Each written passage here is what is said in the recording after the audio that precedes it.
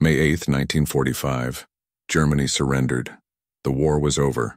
For Greta Müller, a 28-year-old widow standing in the rubble of Rosenheim, Bavaria, the announcement brought no relief. Her 6-year-old daughter Anna tugged at her worn coat, whimpering from hunger. American jeeps rolled through the shattered streets, soldiers shouting in English. Greta clutched Anna closer. The bombs had stopped falling, but a different kind of fear was just beginning. Rosenheim lay in ruins. Buildings that had stood for centuries were now skeletal frames of brick and twisted metal. The smell of smoke still lingered weeks after the last Allied bombing raid. Greta navigated the debris-strewn streets with practiced caution, holding Anna's hand tightly. Every step required attention. Unexploded ordnance remained buried beneath the rubble. Bodies still awaited identification in makeshift morgues. The infrastructure of civilization had collapsed. No electricity. No running water in most districts. No food distribution system. The Nazi government had evaporated overnight, leaving a vacuum filled only by chaos and the approaching American forces. Greta had been a schoolteacher before the war. Her husband Friedrich served as a Wehrmacht soldier, killed on the Eastern Front in the winter of 1943. The death notice arrived on thin paper, stamped with official seals, offering no details about how he died. She kept it folded in her pocket for months until the words became illegible from handling. Now she was simply another war widow in a nation of widows, trying to keep her daughter alive in a city that had ceased functioning. The apartment where Greta and Anna lived had survived the bombing raids with only partial damage. The western wall had a gaping hole covered with salvaged boards and tar paper. The windows were blown out, replaced with cardboard and cloth. The building had no heat, no electricity, no running water. Greta carried water from a communal pump 3 blocks away, standing in line for hours with other desperate civilians. She cooked over a small fire built from scavenged wood, burning furniture and debris to boil potatoes or make thin soup from whatever she could find. Anna had changed dramatically since Friedrich's death. The cheerful, energetic child who had loved to sing and play had become quiet and withdrawn. She rarely smiled. She moved slowly. Conserving energy her malnourished body could not spare. Her arms and legs were stick-thin, her belly distended from malnutrition. Her hair, once thick and blonde, had become brittle and dull. Greta watched her daughter fade and felt a desperation that bordered on madness. She would do anything to keep Anna alive. Anything. The Americans arrived in early May, just days before the official surrender. Greta watched from her partially destroyed apartment building as the convoy entered Rosenheim. Jeeps, trucks, tanks, all painted in olive drab, all bearing the white star of the United States Army. Soldiers sat with rifles across their laps, chewing gum, smoking cigarettes, their faces young and hard. They looked nothing like the exhausted, defeated Wehrmacht soldiers who had retreated through the city weeks earlier. These Americans radiated power, health, abundance. They were the victors, and everyone knew it. Within hours, the Americans established military government headquarters in the former Nazi Party administrative building. Loudspeakers mounted on jeeps broadcast orders in heavily accented German. All civilians must register with occupation authorities. Curfew from 8 in the evening until 6 in the morning. Anyone found with weapons would be shot. The non-fraternization policy was announced clearly. American soldiers were forbidden from speaking with German civilians beyond official business. No handshakes. No conversations. No friendships. The Germans were a defeated enemy population. Not allies, not friends. Violators would face court-martial. Greta understood the logic. The Americans had just finished fighting a brutal war against Germany. They had liberated concentration camps and seen the evidence of Nazi atrocities. Why would they want to befriend the people who had supported such a regime? But understanding the policy did not make survival any easier. The Americans controlled everything now. Food, medicine, jobs, shelter. Every necessity of life flowed through their hands. The non-fraternization policy created an impossible situation. Germans needed help from the very people forbidden to help them. The first weeks of occupation were chaotic and terrifying. American military police patrolled the streets, enforcing curfew, searching buildings for weapons and Nazi officials.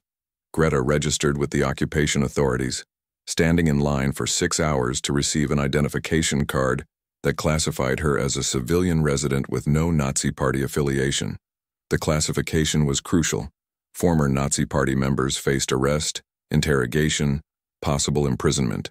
Greta had never joined the party, though Friedrich had been required to as a condition of his military service. She hoped that would not count against her. Anna grew thinner each day. Greta's rations from the emergency distribution centers were barely sufficient to keep a child alive. A slice of bread, a thin soup made from potato peels, occasionally a bit of margarine or a spoonful of jam. The rations were distributed by German civilian authorities working under American supervision, and the lines stretched for blocks. Greta waited for hours in the cold, holding Anna's hand, watching other desperate women fight over scraps of food. Once, she saw two women come to blows over a moldy loaf of bread, clawing at each other's faces until military police intervened. Anna stopped playing. She sat listlessly in their damaged apartment, too weak to run or laugh. She no longer asked about her father or when things would get better. She simply existed, a small ghost of the child she had been. Greta watched her daughter fade and felt the desperation that was driving thousands of German women to make impossible choices. The black market emerged within days of the American arrival. In the ruins of the old market square, in basement shelters, in the shadows of destroyed buildings, people traded whatever they had for whatever they needed. A wedding ring for a loaf of bread, a family heirloom for a can of American rations, sexual favors for cigarettes which could then be traded for food. The Americans had cigarettes in abundance. Lucky Strikes, Camels, Chesterfields. A single cigarette could buy a meal. A carton could feed a family for a week. The soldiers knew this, and some exploited it ruthlessly. Greta saw the transactions happening in the shadows. Young women, some barely older than teenagers, approaching American soldiers with desperate eyes. The soldiers would hand over cigarettes or chocolate, and the women would disappear with them into ruined buildings or dark alleyways. Some women worked the black market full-time, becoming known as Ami-Liebchen, American girlfriends, a term that carried both envy and contempt. They ate well, dressed well, had access to luxuries that ordinary Germans could only dream of. But everyone knew the price they paid. Greta avoided the black market initially. She had nothing to trade except her body, and she was not yet desperate enough for that. She had her dignity, her self-respect, her memories of Friedrich. But as June arrived, and Anna's ribs became visible through her thin dress, Greta realized she needed a more reliable source of food. She needed a job with the Americans. The military government posted notices seeking civilian workers. Cleaners, laundry workers, kitchen staff, translators. The pay was minimal, but it included rations. Greta could read and write English, learned during her teacher training before the war. She had studied English literature, read Shakespeare and Dickens, dreamed of teaching her students about the wider world. Now that education might save her daughter's life. She walked to the American headquarters on a warm morning in early June, joining a line of German women and old men waiting to apply for positions. The line stretched around the block. Everyone was desperate. Greta recognized several women from her neighborhood, former teachers and shopkeepers and housewives, all reduced to begging for work from the occupiers. No one made eye contact. The shame was too great. An American sergeant processed applications in a requisitioned office. He was middle-aged, tired-looking, with thinning hair and wire-rimmed glasses. He barely looked at Greta as she handed over her papers, her identification card, her teaching certificate, a letter from a neighbor attesting to her character. The sergeant glanced at the documents, asked a few questions in broken German about her work history, then stamped a form and handed it to her. She was hired as a cleaner. Report to the barracks complex at 6 in the morning, Monday through Saturday. She would clean latrines, mop floors, wash windows, do laundry. The work was menial and exhausting, but it came with rations. Canned meat, bread, powdered milk, coffee, sugar, more food than Greta had seen in months. She clutched the ration card as though it were made of gold. That evening, Greta explained to Anna that she would be working for the Americans. Anna's eyes widened with fear. She had heard stories from other children about the Americans, wild tales of violence and cruelty. Greta reassured her daughter that everything would be fine, that the Americans would give them food, that they would survive. Anna nodded, but did not look convinced. At 6 years old, she had already learned not to trust promises. The barracks complex occupied a former German military training facility on the edge of Rosenheim. The Americans had taken it over intact, and now hundreds of GIs lived there while administering the occupation zone. Greta arrived on her first day before dawn, joining a group of other German civilian workers at the gate. Guards checked their papers, then waved them through.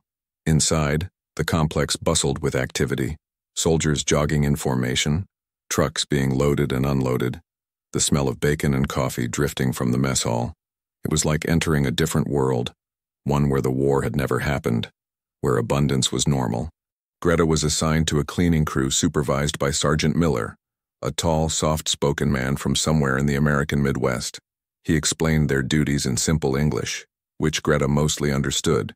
They would clean the enlisted men's barracks, the latrines, the administrative offices. Work quickly, work quietly. Do not speak to the soldiers unless spoken to. The non-fraternization policy was still technically in effect, though Miller admitted it was becoming harder to enforce. The work was hard but straightforward. Greta scrubbed toilets, mopped floors, emptied trash bins, washed windows. The other women on the crew were all German, all desperate, all grateful for the rations. They worked in silence, avoiding eye contact with the American soldiers who passed through the barracks. Some soldiers ignored them completely. Others made comments in English, laughing among themselves. Greta did not understand all the words, but she understood the tone. Crude jokes. Sexual innuendo. The laughter of men who knew they held all the power. The barracks themselves were a revelation. Clean, organized, well-maintained. The soldiers had real beds with mattresses and blankets. They had hot showers and flush toilets. They had more food than they could eat, throwing away leftovers that would have fed a German family for days. Greta saw the waste and felt a mixture of anger and envy. These men lived like kings while German civilians starved in the ruins outside the gates. One soldier was different. Corporal James, a young man from Pennsylvania with kind eyes and a gentle manner. He nodded politely to Greta when their paths crossed. Once, he left a chocolate bar on the table she was cleaning, then walked away before she could thank him. Greta took the chocolate home to Anna, who devoured it with tears of joy streaming down her face. It was the first sweet thing she had tasted in over a year. Anna asked if the American soldier was nice, and Greta said yes, some of them were nice. She did not mention the others. But for every Corporal James, there was a Sergeant Dawson. Dawson was a stocky, red-faced man who always seemed to be drunk or hungover. He supervised a different section of the barracks, but Greta saw him often in the common areas. He leered at the German women workers, made crude gestures, shouted things in English that made his fellow soldiers laugh. Once, Greta was cleaning a hallway when Dawson walked past with two other soldiers. He said something in English, and all three men turned to stare at her. Their eyes traveled up and down her body. Dawson made a gesture with his hands, mimicking a woman's curves. The other soldiers laughed. Greta kept her eyes down and continued mopping, her face burning with humiliation.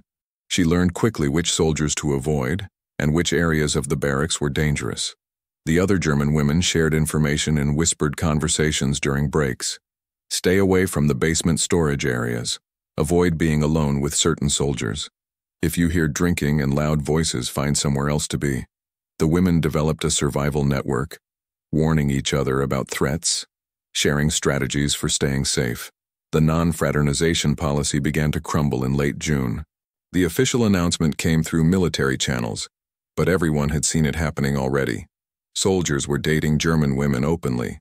Some relationships seemed genuine, built on mutual attraction and affection. Greta saw couples walking hand in hand through Rosenheim, the soldier in uniform, the German girl dressed in her best clothes, both smiling and laughing as though the war had never happened. Other relationships were clearly transactional. A young woman would appear at the barracks gate, well-dressed and made up, and a soldier would meet her with cigarettes and chocolate. They would walk off together, and everyone understood the arrangement. The relaxation of the policy changed the atmosphere in the barracks. Soldiers became bolder in their interactions with German women workers. Some asked the women out on dates, offering food and gifts. Some made cruder propositions, offering cigarettes for sexual favors. The women had to navigate this new reality carefully, accepting the gifts and attention that came with genuine kindness, while deflecting the advances that were clearly exploitative. Greta met Ilse during her third week of work.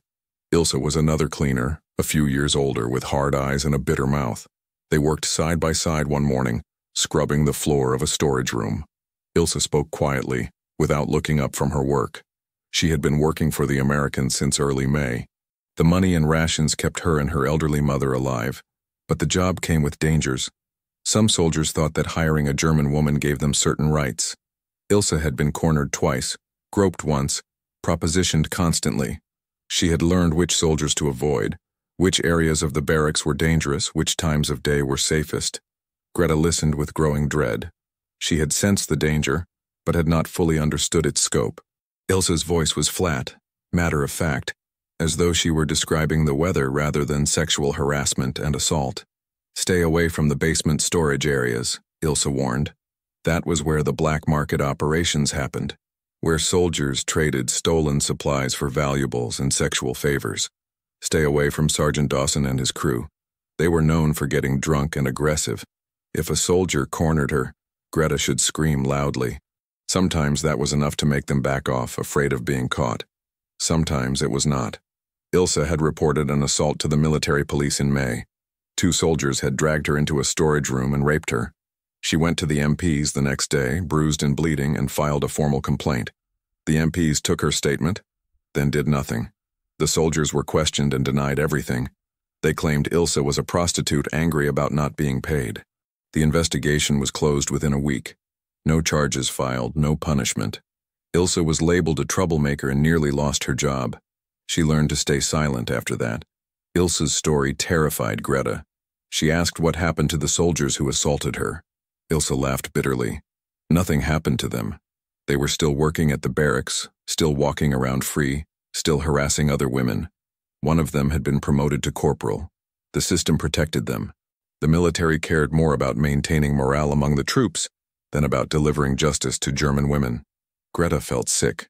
She wanted to quit, to walk away from the barracks and never return. But Anna's face appeared in her mind, thin and pale, and she knew she could not quit. They needed the food. She would simply have to be careful. For several weeks, Greta managed to avoid trouble. She learned the rhythms of the barracks, which areas to avoid, which soldiers were dangerous. She worked quickly and efficiently, keeping her head down, speaking to no one. She collected her rations each week and brought them home to Anna, who was finally beginning to gain weight and energy. The food was saving her daughter's life. That made everything else bearable. Anna started to smile again. She played with a doll that Corporal James had given Greta to pass along. She asked questions about the Americans, curious about these strange men who spoke a different language and had so much food. Greta answered carefully, explaining that the Americans had won the war and were now in charge of Germany. She did not explain the darker aspects of the occupation. Anna was too young to understand. The summer heat made the work harder. The barracks had no air conditioning, and the latrines became unbearable in the afternoon sun. Greta scrubbed toilets in stifling heat, sweat soaking through her clothes, her hands raw from harsh cleaning chemicals. But she did not complain. Complaining meant losing the job, and losing the job meant losing the rations. In late July, a new group of soldiers arrived at the barracks fresh from the United States. They were younger, less experienced, full of energy and arrogance. They had not fought in the war, had not seen combat, had not liberated concentration camps. To them, Germany was just an exotic posting, an adventure. They treated the German women workers with casual contempt, as though they were servants or property rather than human beings. One of the new soldiers, a private named Collins, took an immediate interest in Greta. He followed her around the barracks, making comments in English that she pretended not to understand. He offered her cigarettes, chocolate, nylon stockings. When she refused politely, he became more aggressive. He cornered her in a hallway once, blocking her path, demanding to know why she thought she was too good for him. Greta pushed past him and hurried away, her heart pounding.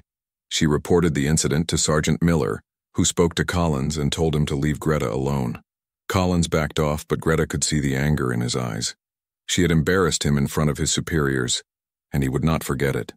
Late one evening in mid-August, Greta was assigned to retrieve cleaning supplies from a storage building at the edge of the barracks complex.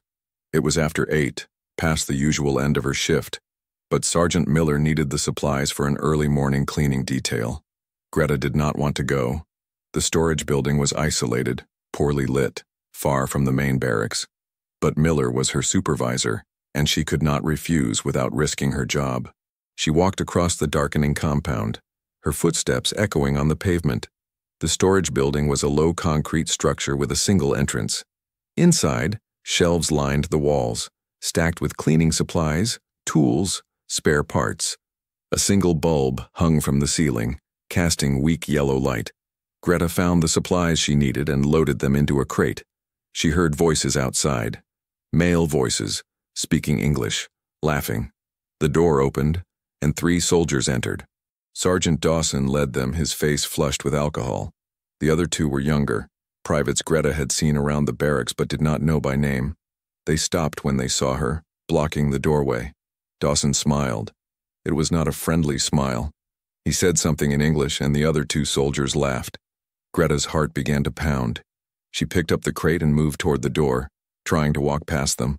Dawson stepped sideways, blocking her path. He spoke again, his words slurred. Greta caught fragments. German girl. Too good for us. Think you're special. The other soldiers spread out, flanking her. Greta set down the crate and backed away, her mind racing. She could scream, but who would hear? The storage building was far from the main compound. She could try to run, but they were blocking the only exit. Dawson moved closer. He reached out and grabbed her arm, his grip painfully tight. Greta tried to pull away, but he yanked her toward him. She could smell the alcohol on his breath, see the cold intent in his eyes. She opened her mouth to scream, and one of the other soldiers clamped a hand over her face. What followed was brutal and methodical. They pushed her to the floor, tearing at her clothes. Greta fought, scratching and kicking, but they were stronger. Dawson held her down while the others pinned her arms. He said something about the war, about German cities bombed, about American soldiers killed, as though raping her was some kind of justice, some kind of revenge for what Germany had done. The assault lasted minutes but felt like hours. When they finished, they left her on the concrete floor, bruised and bleeding, her clothes torn. Dawson paused at the door and said something in English, a warning or a threat. Greta could not tell. Then they were gone, and she was alone in the storage building, shaking uncontrollably. She lay there for a long time, unable to move. Her body hurt everywhere. Her mind felt disconnected, floating somewhere above the concrete floor, watching from a distance. Eventually, she forced herself to stand. She gathered her torn clothes, trying to cover herself. She left the crate of cleaning supplies where it had fallen. She stumbled out of the storage building and across the dark compound, staying in the shadows, praying no one would see her. She made it home somehow. The walk was a blur. Anna was asleep, thank God. Greta collapsed on her bed, still wearing her torn clothes, and stared at the ceiling until dawn. Morning came, and with it the impossible choice. Should she report what happened? The question consumed her as she lay in bed, her body aching, her mind numb. She thought through the options methodically, like solving a problem in mathematics. If she reported the assault to the military police, what would happen? The MPs would take her statement.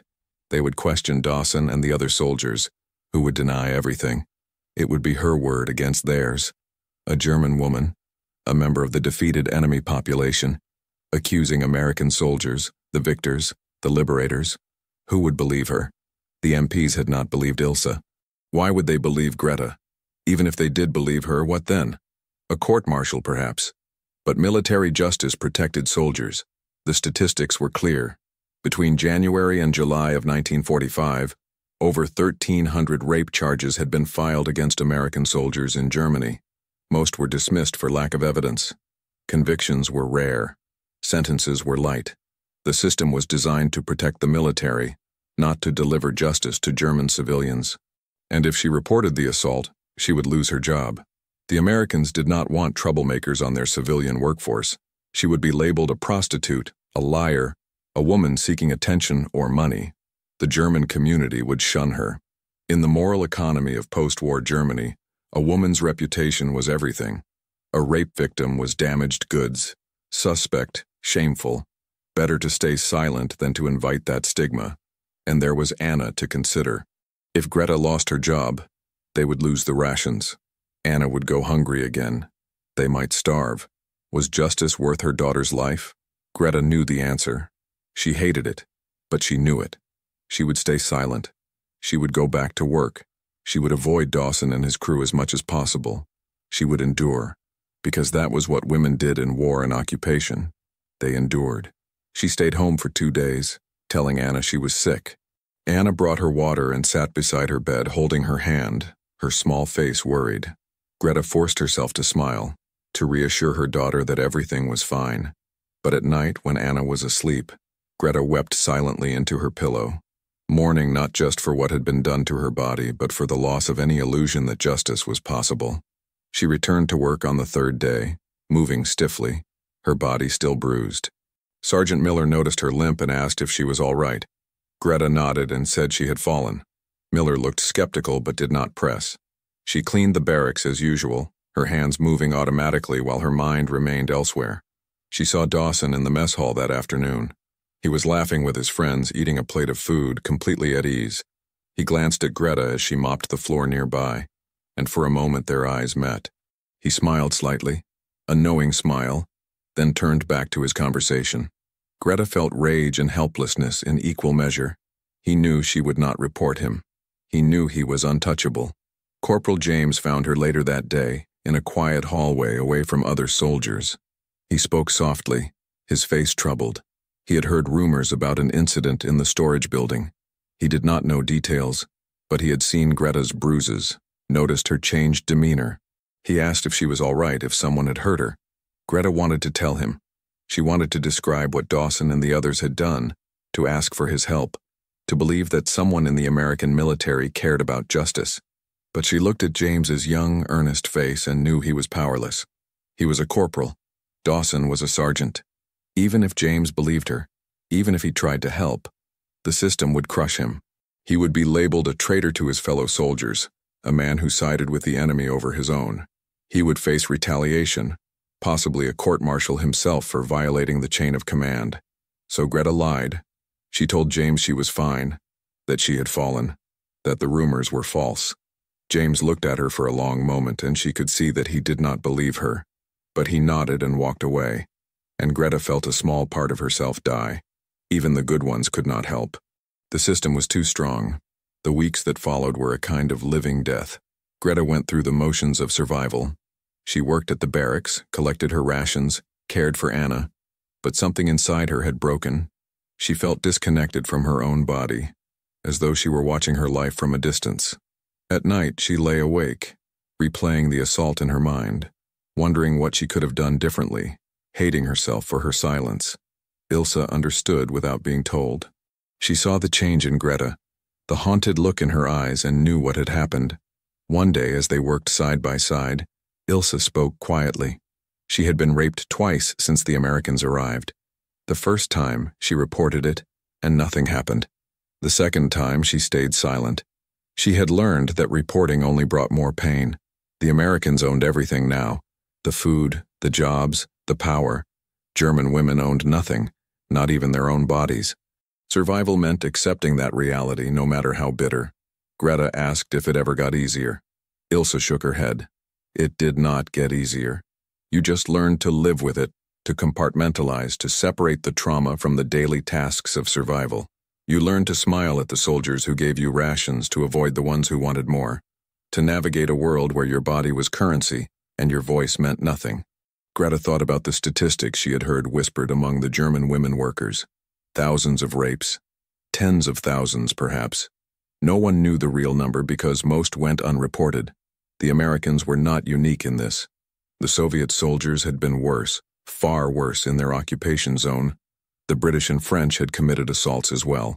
But the Americans had presented themselves as liberators, as the good guys, as the moral victors of the war. The reality was more complicated. Some were good, some were monsters. Most were somewhere in between. Ordinary men placed in a situation of absolute power over a defeated population, and power corrupted. James tried to help in small ways. He left food for Greta when no one was looking. He warned her when Dawson's crew was drinking heavily, so she could avoid certain areas of the barracks. He spoke to Sergeant Miller about adjusting Greta's schedule so she would not have to work late shifts alone. Miller agreed, though he never asked why. Perhaps he knew. Perhaps many of the American officers knew what was happening and chose to look the other way. Maintaining discipline among occupation forces was difficult. Soldiers were far from home, bored, frustrated, surrounded by a population they had been taught to hate. Sexual violence was an inevitable consequence of occupation, an ugly reality that commanders preferred to ignore rather than confront. In September, Greta heard that Dawson and several other soldiers were being rotated back to the United States.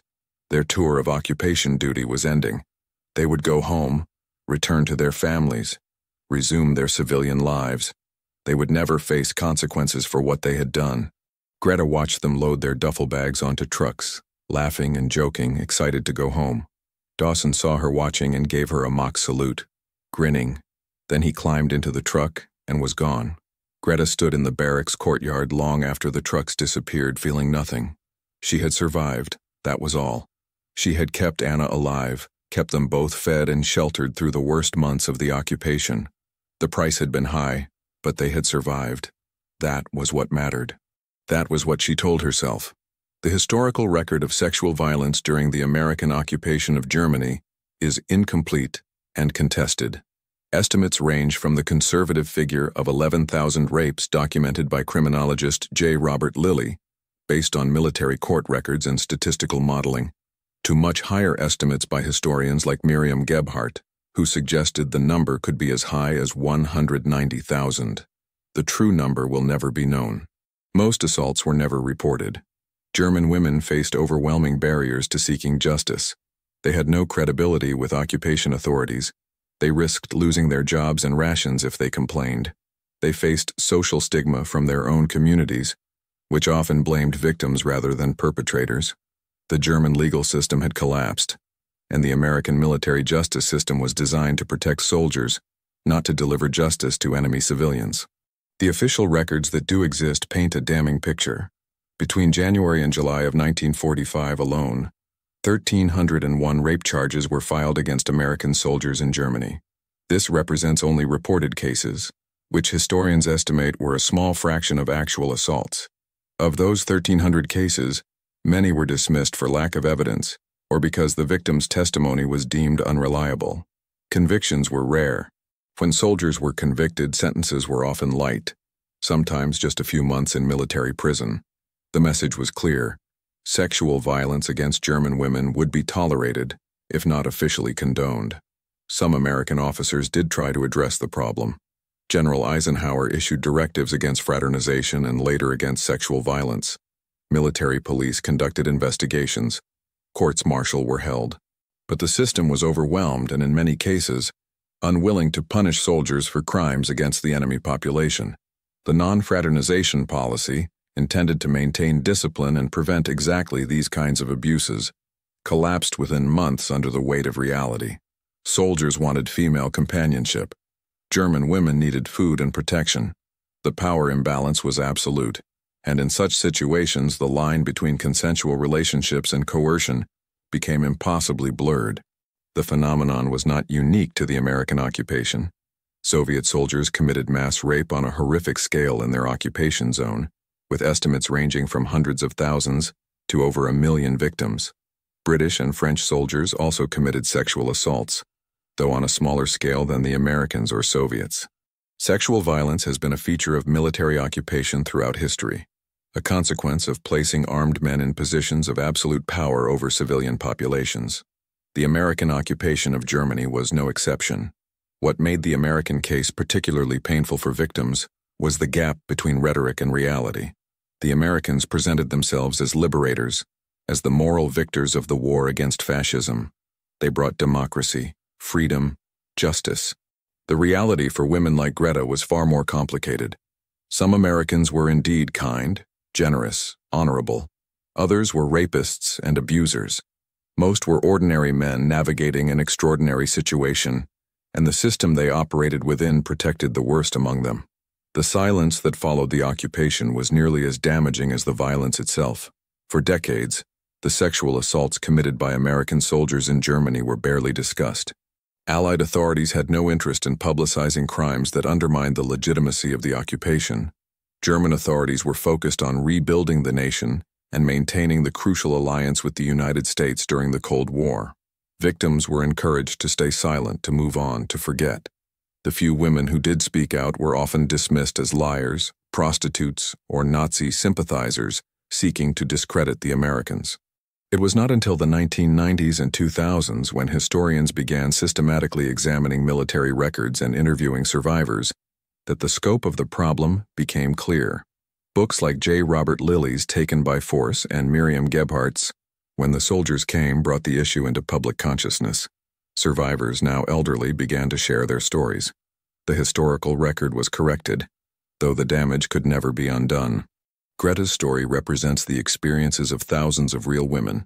The details are drawn from documented cases, from military court records, from survivor testimonies, from the historical research of scholars who have worked to uncover this hidden chapter of World War II history.